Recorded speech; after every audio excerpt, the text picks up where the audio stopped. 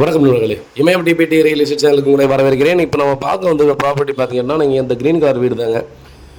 இது எங்கே இருக்குன்னு பார்த்தீங்க அப்படின்னா நமக்கு மகாலட்சுமி நகர் எக்ஸ்டென்ஷன் பார்ட் 7.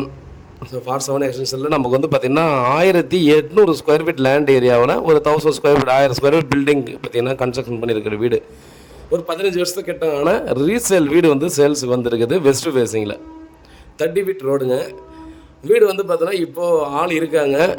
நம்ம வந்து பார்த்தோன்னா இப்போவும் பார்த்தீங்கன்னா சின்ன சின்ன ஒர்க் மட்டும் தான் இருக்குது. அதை மட்டும் பண்ணிட்டு கண்டினியூவாக நம்ம வந்து யூஸ் பண்ணுற மாதிரி கண்டிஷனில் தான் இருக்குது.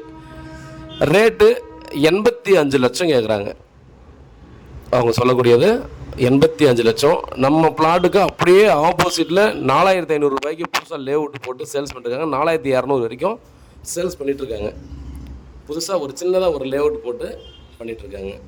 ஜிஎஸ்டி ரோடுக்கு பார்த்தீங்கன்னா இங்கேருந்து ஒரு 1.5 கிலோமீட்டர் வருங்க. அதுக்கு மேலே வராது.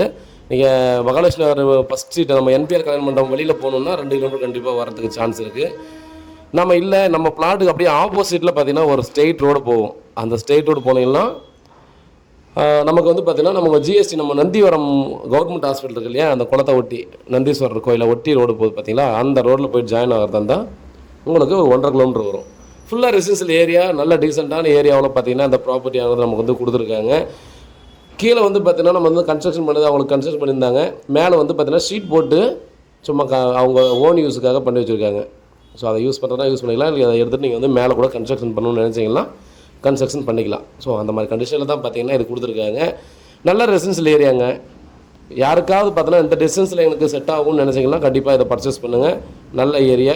ரேட் வந்து பார்த்தோன்னா ஸ்லைட்லி நெகோசியபிளுங்க.